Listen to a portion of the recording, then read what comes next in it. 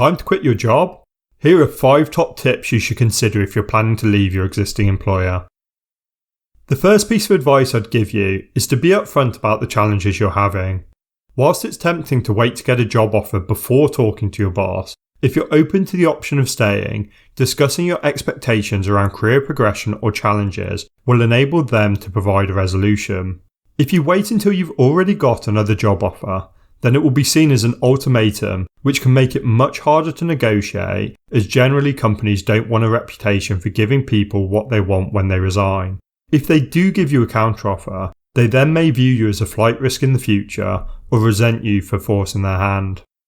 This leads to the second point. If you've decided that you definitely want to leave your job, then give your employer an informal heads up if you think you can. If you let your boss know your intentions to leave before you hand in your formal resignation, then you will likely be viewed as being more mature.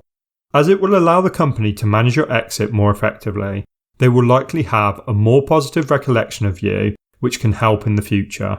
Remember, if you do give them a heads up, you need to be careful not to slack off and be conscious they may not give you new projects as they'll want to mitigate the risk to the business. The third point is to be confident in your decision to leave. Don't make rash decisions and make sure you properly research your new employer. You're interviewing them as much as they're interviewing you.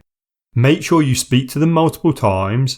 Meeting in person is hugely important, as well as speaking to the broader team and seeing the working environment.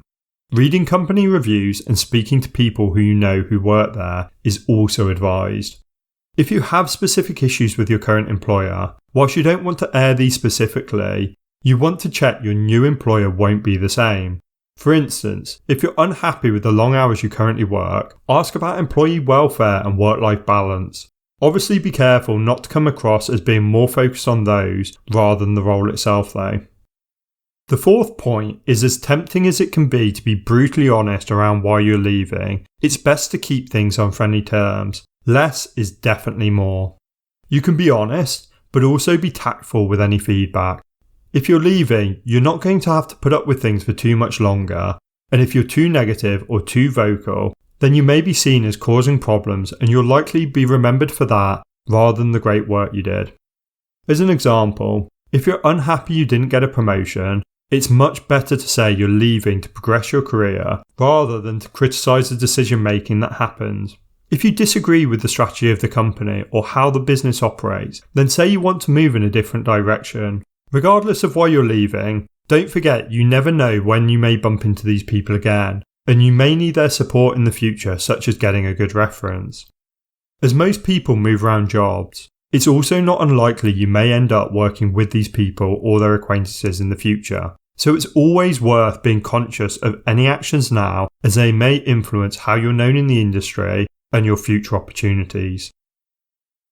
The last piece of advice is to be careful of what you agree to. I've had employers make me agree not to let colleagues know I'm leaving. Whilst it may be courteous to agree not to share the information immediately, I would suggest you should only agree to stay quiet for a day or two. It's fair that your employer should be able to formulate a plan as to not panic the team. But if there's no clear timeline to share the news and it drags on, then you will feel like you're being dishonest, and it may also impact your colleagues' opinion of you.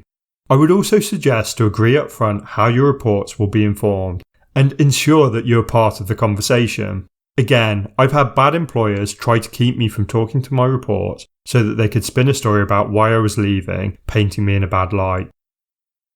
You need to judge this advice under the lens of your current situation, but if you're thinking of leaving your current role, then the best of luck to you, and let me know in the comments below how the advice helps. A like is always appreciated, and don't forget to subscribe so you know when more great content becomes available. Take care, and looking forward to seeing you again soon.